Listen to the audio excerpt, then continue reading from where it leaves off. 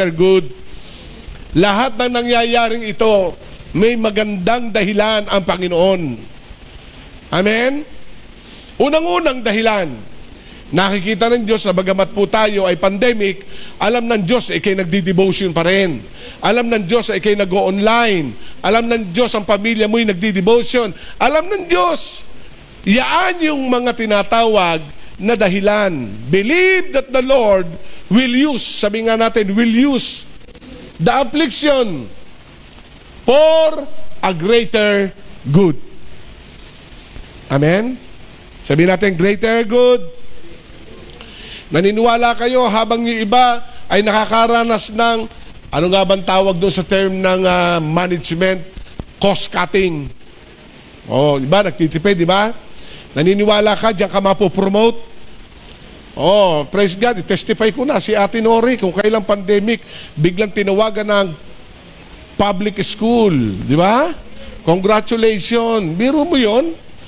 Pagkatapos, siyempre, may nararamdaman siya. So, hindi yun ang dahilan. Lalo siyang minahal ng Diyos at ng guro. Amen? Congratulations.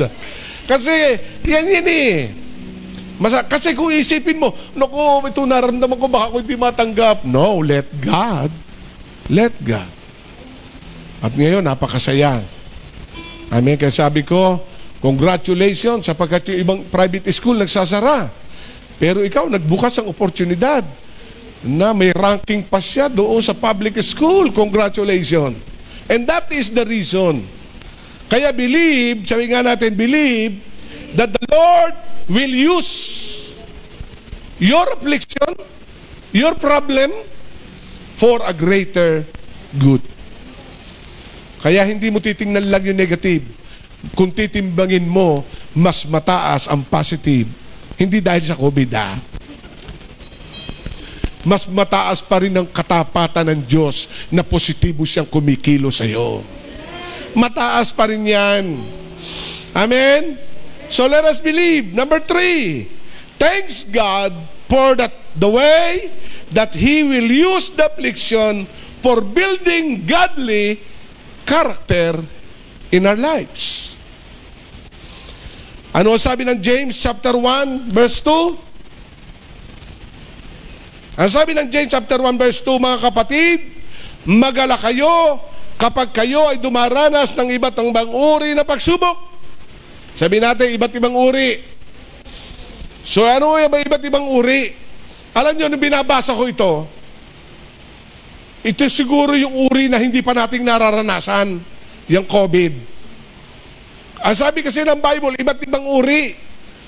Kaya kung itong COVID-19 ay bahagi sa uri ng affliction, wow, praise God, naranasan ko. Amen? Amen, amen po ba? Pero hindi tayo kasamang maapektuhan yan. Ang sabi ng James chapter 1 verse 3, dapat ninyong malaman na napatatatag ang ating pananampalataya sa magitan ng pagsubok. Sabi natin, napapatatag ang ating pananampalataya sa pagitan ng mga pagsubok at dapat kayong magpakatatag hanggang wakas upang kayo maging ganap at walang pagkukulang. Kaya our response, number 3, thanks God for the way that He will use the affliction for building godly character in us. Yung tamang response. Amen? Magpapasalamat ka ba? Katulad na sinabi ni Hope sa kanyang asawa, magpapasalamat ka lang ba dahil pinagpapala ka? Magpapasalamat ka lang dahil mabubuting bagay na naranasan mo? Hindi sa mga bagay na ito na naranasan. Sa lahat ng bagay dapat tayo magpasalamat. Amen? O ngayon, magpasalamat tayo. Bakit? Nakakain tayo ng sariling luto. Hindi tulad nung araw, order doon, punta doon, mamaya hinihingal ka na, sobrang na palang mataba ang kinakain mo. O ngayon, praise God, natutukong kumain ng serpentina, okra, talong, ewan ko ba, amin po ba? Pero kayo nagpapasalamat, ay maganda naman epekto, di ba? Amen? Sabi nga doon sa Bible School, ilan taon na ba bisya? Sabi ko, 57. Aba? Okay ah. Kasi kailangan yung right response. Yes, may problema. Pero what is your response to the Lord? Anong dapat mo respond? Negative? Negative din ang response mo? Amen? Malungkot ka na? Wala nang pag-asa? Magwala ka na? Amen? Tumalikod ka na? Ay, hindi na tamang response. Lalo ka pang lumapit sa Diyos sapagkat through affliction, God will develop godly character to everyone. Tuturuan ka. Hagabi, nanonood ng pinikulas ang aking bunso. Lumabas ako, anak, ano yan? Ano yung pinanood mo? Yung may Karate Kid. Ay, natuwa ako, alam ang mensahe. Kasi, biro mo, yung itinuro ni Jackie Chan, yung jacket, ilalagay lang naman. Ilalagay. Inis na yung bata. Ay, ano ba ginagawa kong to? Ay, misa, padabog na. Sinabi. Ang sabi ng trainer, no, it is an attitude. Habang inilalagay yung jacket, naka-smile. Attitude. The right response. Tuwa ako ba? Alam mo? Amen po ba? So, ang ibig sabihin, ano man nangyayari, yung right response. Amen? The right response is the matter of our present situation. Ano ang response natin? Amen? Bagamat essentially, talagang frontliner, pero our right response is very badly needed. To show to the Lord, Lord, even though I experience so many affliction, but thank you, Lord, you will develop to me a godly character. Amen? So palapakan natin ang ating Panginoon. Kaya sabi ng verse 4, at dapat kayong magpakatatag hanggang sa wakas upang kayo maging ganap at walang pagkukulang. Kaya hindi COVID-19 na makapagpapahinto sa iyong paglilingkod. Hindi COVID-19 na makapagpapahinto sa iyong pangarap. Hindi COVID-19 ang makapagpapahinto sa nais mong marating. Manyapat ito'y gawin mong tuntungan upang marating mo sa tulong ng ating Diyos na buhay. Kaya napakahalaga. And number 4, response. Follow the example of the great men like the Apostle Paul, who turn affliction to his advantage. Sabi natin, advantage. Alam nyo, nung inaayos ko po ito, Paul, grabe. Kaya pala si Paul, I have fight a good fight of faith, I finished the race, and one day, I will receive, and Jesus Christ, ang maglalagay sa akin ng putong ng corona. Why? Ang sabi ni Paul, during that time when he experienced affliction, ang sabi dito, follow the example of the great men of God, like Apostle Paul, who turned affliction to his advantage. Ano sabi ng Bible, 2 Corinthians 6:5? Ang sabi dito ng 2 Corinthians 6, sa verse 8 ko babasahin, naranasan naming maparangalan, naranasan naming siraan ng puri, naranasan naming laitin at papurihan. Kami tinuring na sinungaling, gayon may totoo namang ang aming sinasabi. Itinuturing na di kilala, ngayon kami kilalang kilala. Itinuturing na namamatayin, na ngunit buhay naman. Pinaparusahan kami, subalit hindi kami namamatay. Inaari kaming nalulungkot, ngunit laging nagagalak. Mukhang naghihirap, ngunit pinayayaman namin ng marami. Nagpapayaman naman sa marami. Parang walang-wala, ngunit sagana sa lahat ng bagay. He turned his affliction for his advantage. Amen? Amen ba? Kita niyo si Pacquiao pag nasusuntok, bumubuka pa ang kamay. Oh, suntokin mo pa. Ibig sabihin, kaya ko suntok mo. Nakuha niyo po ba? And he turned affliction to his advantage. Amen? Kaya nabalikan ko yung... Kasi ako, pagka medyo pre ang time ko sa bahay, nanonood ako ng mga boxing sa YouTube. Naiisa-isa ko yan. No? Istorya ni Hatton, nung mapatumba ni Pacquiao, aba ay hindi na nagboxing. Amen? Si Hatton, malakas din sumuntok. Pero alam niyo ba problema kay Hatton? Hindi sanay sumalo ng suntok. Kaya yung nasuntok ni Pacquiao, round 2, baksak. Amen? I-declare na pangalo, naghihingalo pa doon. Bakit?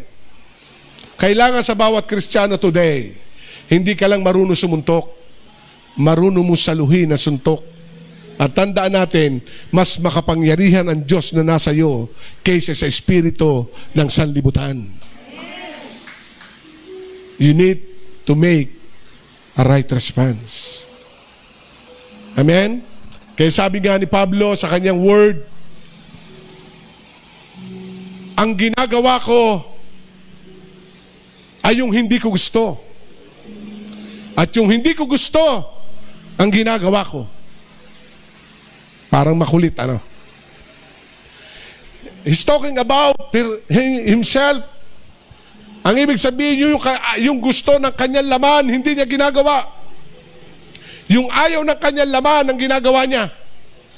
Ayaw ng lamang manalangin, mananalangin siya. Gusto ng laman na wag magbasa ng Bible, yun ang ginagawa niya kung ayaw ng laman. Kaya Paul, according to this point, let us follow the example of the great man of God, Apostle Paul. He turned affliction for his advantage. In other words, gawin po natin tuntungan ang ating nararanasan sa paghakbang pataas, hindi pagbulusok sa baba. Amen? At ako'y naniniwala, sino nakapanood ng live video ni Benny Hinn? Napanood mo na. Wow. Ang ipinasa lang sa akin ay yung portion na nagkaroon siya ng prophecy sa Philippines. Nung akin napakinggan, I deeply cry, Lord, thank you. Kaya people of the Lord, churches na nakikinig, turn this affliction to your own advantage. Dream again, share the gospel, and have faith, and to be strong. Panuorin niyo yun. Pinanood ko yung poll. Yung kanyang online na mayroong ang lalaking screen sa kanyang palibot. May nakausap siyang Pilipino. Oh, from where you are? Philippines. Oh, kakikipag-usap siya kasi advanced ang technology nila. Amen? May iba't ibang bansa. Pero in the time of prayer, bigla siya na-stop siya. At i-declare niya, Philippines, 2021, magkakaroon ng great breakthrough ang Philippines. And God used this affliction to our own advantage. Everybody, every agency from our government will be exposed now. SS, PhilHealth. What happened today? Mayroong cleansing. And praise God. Be ready, all professionals. Promotion is coming. Open door will come in. Amen? May mga bagay na darating na mas maganda. Kaya, let us follow the example of the great man of God, Paul. He turned his affliction to his advantage. Number 5, bibilisan ko na lang po. Draw near to God in prayer through times of affliction. Draw near to God in times of affliction. Sa lahat ng ating nararanasan ngayon, we are afflicted, we are affected, but let us draw near to the Lord in prayer, in soaking. Kasi hindi natin mapagtatagumpayan ito by fighting by flesh. What we need today is heavenly backup. Ang sabi nga ni Peter, you will receive divine power para magamit natin sa ating godly life. And it is God. Do pray every day. Read the Bible. And King David, Psalm 7:1. O Yahweh, aking Diyos, sa iyo ako lumalapit. Psalm chapter 7, verse 1 and 2. O Yahweh, aking Diyos, sa iyo ako lalapit o lumalapit. Iligtas mo ko sa mga taong sa akin ay tumutugis, kundi sila'y parang leyon na lalapas sa akin. Kung walang magliligtas, ako nga ay papatayin. Pero si David nakaranas ng pagliligtas ng Panginoon dahil lalo siya nagiging lumalapit sa Diyos, lalo na't may affliction. Amen? Kaya ano sabi, the record, si Saul, 1,000 pinapatay, si David, 10,000. Why? The very secret is the presence of the Lord. Amen? Kaya during the affliction, go near to the Lord. Magsok tayo sa presence ng Lord. At ang sabi nga, He will fight for you. He will fight for you. Kaya kami ni Mrs. paglalabas kami ng bahay, Lord, bigyan mo kami ng proteksyon. Balabala mo kami ng katuwiran ng Panginoon. Balutan mo kami ng banal mong dugo. Katulad ng isang araw, nag-service ako sa patay. Siyempre, hindi mo naman mapipigilan. Naghandog ako ng bahay, pagkatapos diretso sa sementeryo. Mabuti pa tayo, kilala natin eh. Ay pinupuntahan namin, hindi ko kilala yung iba.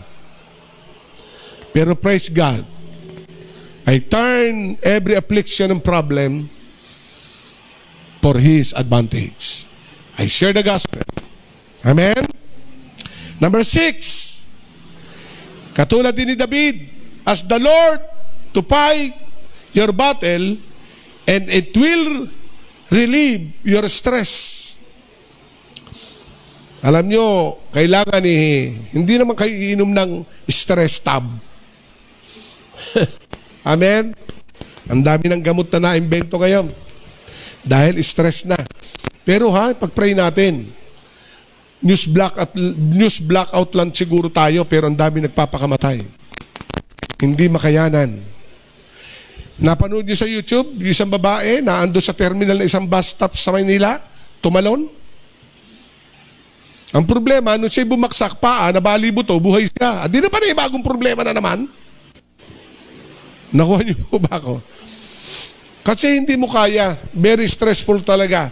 Pero ang Diyos ay nariyan. He will fight for you. It will relieve your stress. Amen? It will relieve. Ano sabi ng 35 ng Psalm? Psalm 35 verse 1. Ang mga salungat laban sa akin, O Yahweh, sila ay iyong digmain. And God fight for you. Do not carry the problem. Kaya nga sabi ng Bible sa Matthew 11:28, come unto me, all of you who are weary and heavily laden, I will give you rest. Kaya ka stress dahil kine-carry mo ang problem na hindi mo na makaya solusyonan. Yung bang akala mo ikay si Moses na pinataas mo tungkod mo'y mahahati dagat, ay hindi ikaw yon. Amen po ba? Bagamat nagawa yun, pero under the instruction and revelation from God. And what we need, a right response, ask the Lord to fight your battle, and it will relieve your stress. Mawawala yung ating stress, yung pagod, yung pag-iisip. Amen? Mawawala yan. Number 7, 2 na lang po tayo. 10 lang po to. Use every affliction as an opportunity to let the Lord show His mighty power on your behalf. Diyan mo makikita na ang Diyos kikilos sa pamagitan mo. In your behalf. Yung dumarating na hindi mo na kaya, pero ang Diyos ay kikilos in your behalf. Kaya ko to. Amen?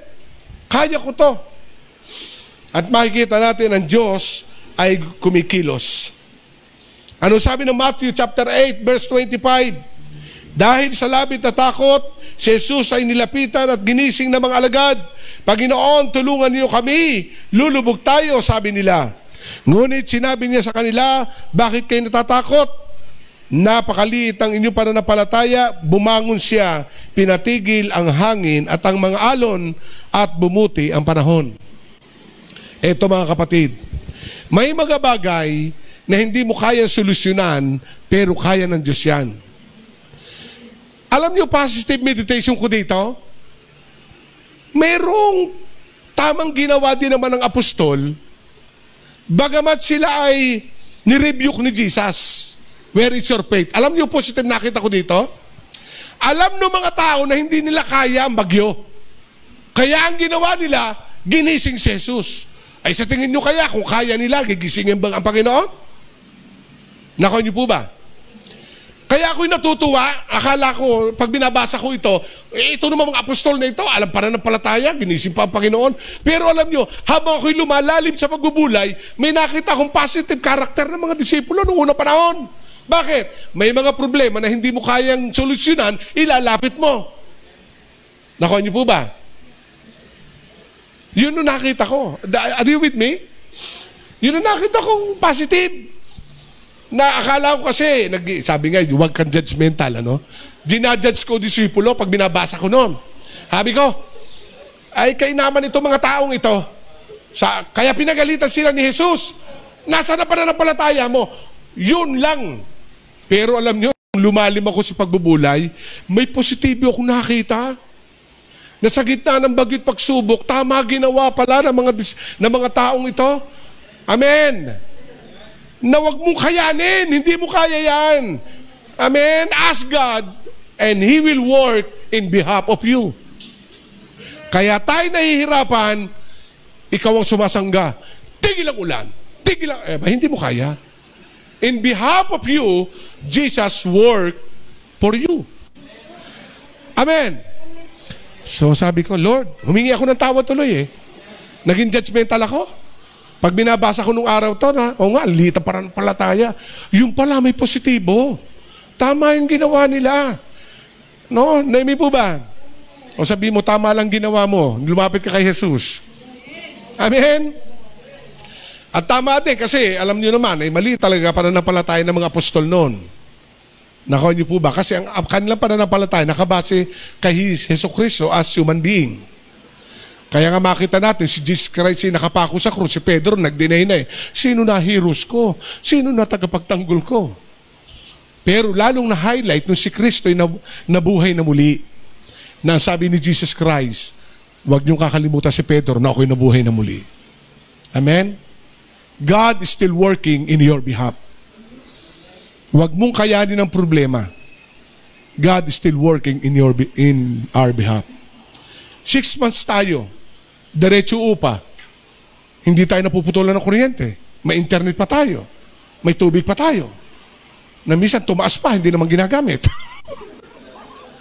Nagulat kami. Wala na gumamit ng tubig, matataas. Pero, God is working in our behalf. Fully paid. At ang Diyos ay kumikilo. Why? Kasi ang Diyos nangungusap sa bawat isa. By giving your tithes, by giving your support, Lord, oo nga naman. Amen po ba? Kaya pag tayo ay pinaalis na dito, isa lang ang dahilan. Hindi na kayo nagtatides. At wag niyo sisibin siya. Nagtitinda na nga kami ng Ezekiel. Praise the Lord. Bili na kayo. Amen po ba? Amen. Kasi in our behalf. Amen po ba? Amen. Kaya alam nyo, kami mga pastor, may chat group kami. Oh no, ay buti pa ikaw. Ay, kasi sabi ko, una, maliit lang gastos natin. Kasi 100,000 yung iba, talaga mahirap. Pero ito, kahit may affliction ng problem, God use. Amen? God's work in your behalf.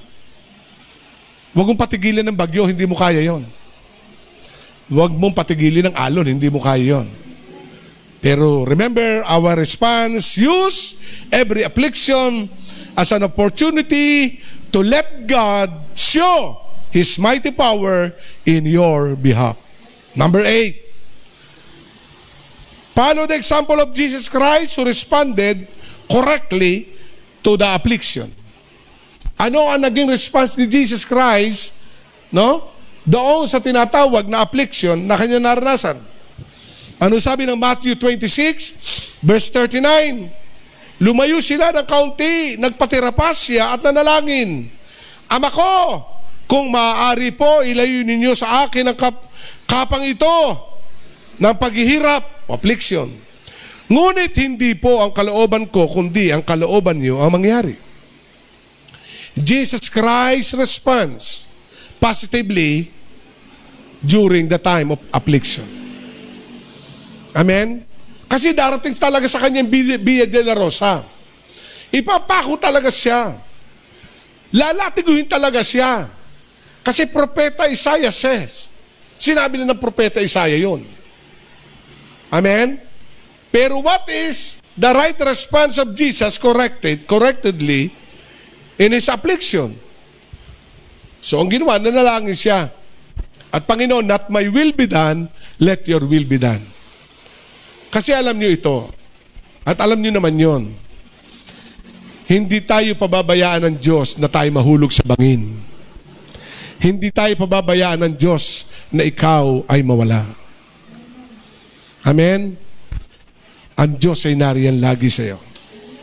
And last two, number 9. Remember how God used an affliction with Paul to keep him humble. Remember how God used an affliction with Paul to keep him humble. Di ba mayroong ipinanalangin si Paul sa aklat ng Korinto? Yung 3 times siya ipinag-pray, yung kanyang affliction. Meron siyang tinatawag na mabigat, no, na dinanas, ano pat akala naming mamamatay na kami, no? Napapahamak, pero hindi namamatay. Inalaw ng Panginoon yon. But the right response is to keep him humble. Minsan ang affliction, pinadadaan ng Panginoon para ikay manatiling nagpapakumbaba. Amen?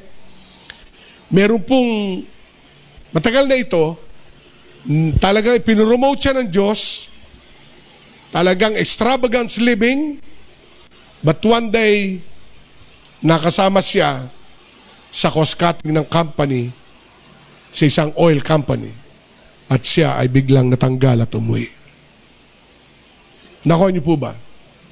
And when he approached me, isa lang ang sinabi ko, tinuturuan ka lang ng Diyos na hindi magbago ang puso mo. Kasi baka sa kalalagayan mo, lumalaki na puso mo, lumalaki na ulo mo. Gawin mo itong affliction to be humble. And he prayed. And after 3 months, binalikan niya ang paglilingkod, binalikan niya lahat. At ngayon, hindi lang siya nagwo-work sa abroad, kasama niya ang pamilya niya, doon na nakatira sa abroad. Alam ng Diyos kasi ang pagtaas natin. And you are destined to bless. But sometimes God use affliction for us to be humble. Hinahayaan ng Diyos lang yun para anak, baka ikay lumaki na ulo. Anak, baka ikay makalimot. Baka anak, baka hindi ka na ito. Baka anak. Nakuha niyo po ba? May naging leader nga ako sa Kalamba years ago.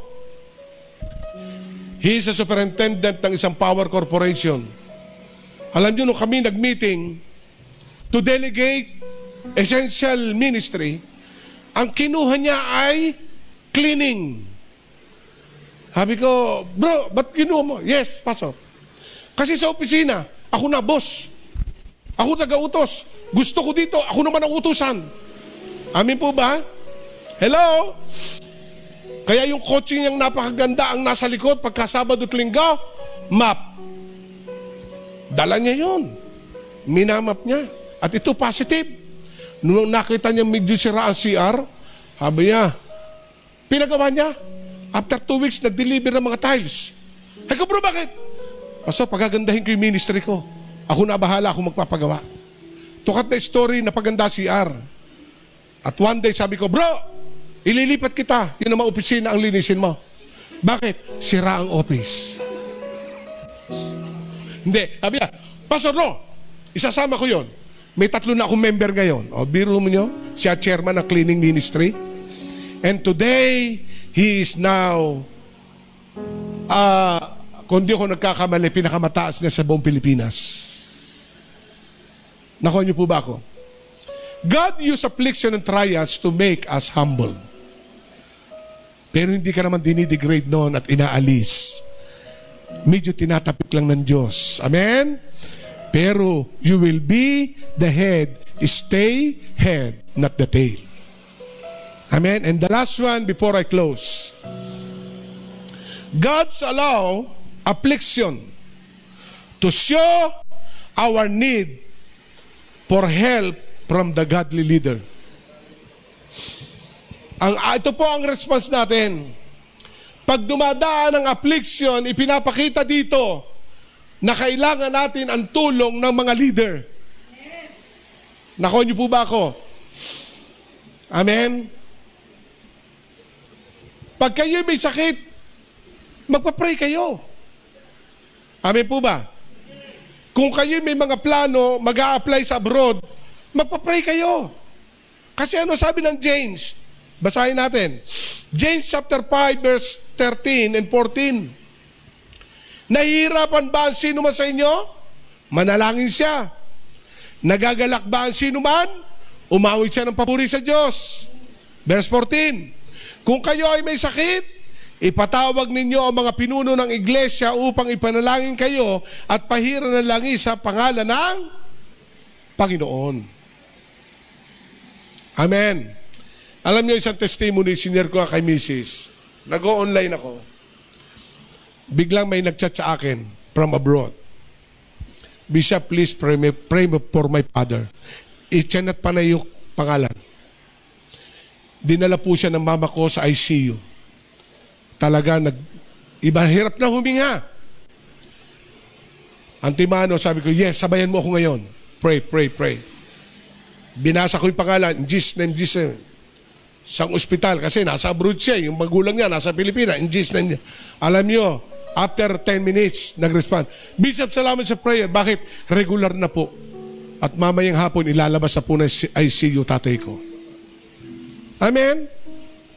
Ang sabi ng Bible, the prayer of a righteous man avails much.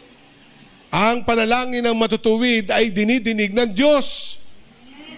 At ang sabi dito, sino man sa inyo may affliction, let him pray. Anyone sick among you, let him call the elders of the church. Hindi man kami makapunta sa inyo, mag-chat kayo at ipapanalangin namin kayo. Amen? Kaya na, yung pong online ko, everyday MWF, ang dami nagme-message. Kanina, may nag-chat from America. Bishop, yung pong aking pamangkin, dinala po ng ospital sa Maynila. Please pray. The Antimano, pray, pray. Pinabasa ko kay Mrs. Pray, pray, pray. At alam nyo, praise God. Alam nyo, napakahalaga our right response. May mga leader tayo. Go to your leaders. May mga area pastor tayo to pray. Kasi prayer is our life and life is prayer. Kaya sabi dito mga kapatid, in my conclusion, this kind of response, I believe every affliction will pass away. Because God is alive. Amen? Amen. Tayo po'y tumayo. Nais ko pong basahin yung huling word. Nagagalak ba ang sino man? Umawit siya ng papuri sa Panginoon. And today, let us worship the Lord. Part of our response, magkaroon po tayo ng right response sa Panginoon na habang nangyayari po ang pandemic na ito, let God and let us praise Him continually. Amen? Palapakan natin ating Panginoon. Sa lahat po na nasa bahay, tayo tumayo. Alam ko, ang Diyos ay nasa panig natin. And let us worship Him. Yes. Oh, glory. shall we sing, I sing praises. Lahat po tayo, itas natin ating kamay, maging nasa mga online. Let us declare His goodness. Yes. I'll sing praises to your name. Oh Lord, Praises to your name. Oh Lord, for your name is great and greatly to be praised. I I sing praises to your name. Oh Lord, praises to your name. Oh Lord, for your name is great and greatly to be be praised.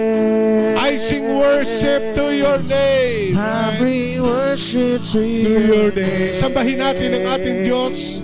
Oh Lord, Ano man ang ating nararanasan ngayon, worship to your hayaan natin kuminang ang pagsamba sa ating Panginoon. Oh Lord, Let us declare His goodness. for It is our right response. For whatever circumstances we are encountering today, let us worship I worship to your name. Oh Lord, worship to your name. Oh Lord, for your name is great and greatly to be we pray, for His name is great. For His name is great and greatly to. For the last time, for your name is great. Let us exalt the name of Jesus. Let us declare the Lordship of Jesus Christ is great and greatly to be praised. Ama namin Diyos, thank you. Sumabay po ang lahat sa maikling panalangin, maging ang lahat ng nanood sa live, maging sa replay. Remember this, God is our comfort. The Father is always here. And I declare the embracing power of God today be with you. Inaakap ka ng Diyos ngayon saan ka man naroon. Inaakap ng Panginoon. Pinapahid niya ang luha mo at dinidinig niya ang mga dasal at panalangin mo. Sa oras na ito, ito ang sinasabi sa iyo ng Diyos. Anumang nararanasan mo ngayon ay hindi kayang ikumpara sa kadakilaan ng Diyos na gagawin sa buhay mo. COVID-19 cannot stop your dream, cannot stop what the Lord planned and have done. His promises is there. He is alive. He is a promise-keeping God. Sumabay ka lang sa maikling panalangin. Panginoong Hesus, inihahandog ko ang aking buhay sa iyo. Ingatan mo ako. Ano man ang pinagdaraanan ko ngayon, idinideklara ko at sinasalita ko na mas pakapangyarihan ng Diyos na aking sinasamba at sinasampalatayanan kaysa kapangyarihan ng mundong ito. Binubuksan ko ang aking puso, kinikilala kita, tinatanggap bilang Panginoon at aking tagapagligtas. Inihahandog ko sa iyo ang aking buhay. Inihahandog ko sa iyo ang aking pamilya. Salamat Panginoon sa iyong proteksyon. Salamat po Panginoong Hesus. Ito ang aking panalangin. Amen and amen. God bless you all.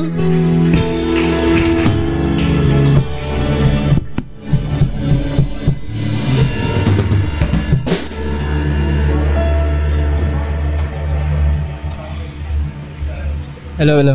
Ayan. Sige po, pray po tayo ng mabilis bago po tayo diretso sa tithes and offering. Yes, Lord. Yes, God. Hallelujah, Lord. Ama, patuloy na itago mo ako sa iyong likuran ngayong oras na ito, God. And let your word, O God, ang marinig po namin as we give, O God, our tithes and offering, Lord God. Ikaw pong mangusap. Buksan mo ang aming puso't isipan, Lord. Maging ang aming mga tenga, Lord God. At marinig namin ang iyong salita, Lord God. We bring back all the glory, God, to you alone. In Jesus' name we pray. Amen, amen, amen. Ayan, sa mga nanonood po sa bahay, 5 minuto lang po, wag po muna nating papatayin yung ating pakikinig ng online. Meron lang po akong dalawang letter F na gusto pong i-share po sa atin sa kalagitnaan po natin ngayon as we give sa mga bahay po natin, as we save naman po yung ating mga tithes and offering. Ito pong dalawang word na to, nag-start lang po siya sa letter F. At yung unang letter F po natin is yung faithfulness po. Makikita po natin ito sa Hebrews 10 verse 23. Sabi dito sa Hebrews 10 verse 23, let us hold fast the confession of our hope without wavering, for he who promised is faithful. Tapos sabi din dito po sa Psalm 145 verse 13, your kingdom is an everlasting kingdom, and your dominion endures throughout all generations. The Lord is faithful in all His words and kind in all His works. Ayun po yung una nating F. Ang sabi po dito ng word ng Lord, na faithful po ang Lord sa kanyang mga salita. At ito po yung salita niya sa atin pong giving. Pamilyar na po tayo dito. Dito naman po natin makikita yung ating pangalawang F. Dito po sa Malakay 3 verse 10, sabi po dito ng Lord, bring the whole tithe into the storehouse that there may be food in my house. Test me in this, says the Lord Almighty, and see if I will not throw open the floodgates of heaven and pour out so much blessing that there will not be room enough to store it. Ayun, sabi po ng Lord, since naniniwala po ba tayo na faithful po ang Lord sa kanyang mga pangako, sa kanyang mga salita? Amen. Yun po yung ating laging panghawakan as we give. Tapos ito po yung panghawakan naman nating word ng Lord. Sabi ng Lord, pag daw dinala natin yung ating mga tithes sa storehouse, ang pangako po ng Lord ay bubuksan niya yung floodgates. Sabi ng Lord, itest natin siya. Ayun, tayo po, syempre, as a believer ng Lord, nandun talaga na pangahawakan natin yung word ng Lord at tayo ay patuloy na magbibigay ng ating tithes and offering. Diyon, nagbibigay na po tayo ng tithes and offering, and then binibigay po ng Lord or ino-open po ng Lord yung kanyang floodgates at nararanasan po natin as we give our tithes and offering. Tapos dumadaan ang panahon, lagi po natin na-experience ang promise ng Lord, lagi po niya binubuksan ang floodgate ng heaven pag po tayo nagbibigay ng tithes and offering po natin. Pero one time, meron tayong pinagpe-pray sa Lord, meron tayong dinadalangin, or meron tayong parang pag-a-applyan, or meron tayong parang gustong work na pag-applyan. Then, as we give our tithes and offering and hold faithfully dun sa word ng Lord, pero dumating yung oras na hindi na natin naranasan yung floodgates ng Lord, hindi na binuksan ng Lord yung floodgate ng heaven na sinasabi niya sa kanyang promise. Tapos, minsan mapapatanong tayo, Lord, bakit ganon? Pinangahawakan ko na faithful ka, sabi mo sa iyong mga salita, na faithful ka sa iyong promise. Pero bakit yung pinaka gusto kong makuha, or yung pinaka pinagpe-pray ko, ba't hindi ko naranasan? Or pwede din po na meron tayong mga work ngayon, tapos kung kailan nagka-pandemic, saka nawala. Pero patuloy tayong nagtatights noon. Pero ba't kinat ng Lord yung work natin? Pero pinanghahawakan natin yung promise ng Lord. Ito po yung pangalawa nating letter F. At gusto ko lang din pong isunod yung sa verse 11 ng Malakay 3. Sabi dito ng Malakay 3 verse 11, sobrang faithful po ng Lord. Wag po tayong titigil magbigay. Wag po natin yung letters, yung pangalawang F po natin, yung focus po natin. Wag po tayong titigil na magbigay sa Lord ng ating tithes and offering. Nandoon na nararanasan natin yung floodgates ng Lord. Binubuksan ng Lord yung floodgates ng Lord. At nararanasan po natin yun. Pero one time nga, hindi na natin naranasan.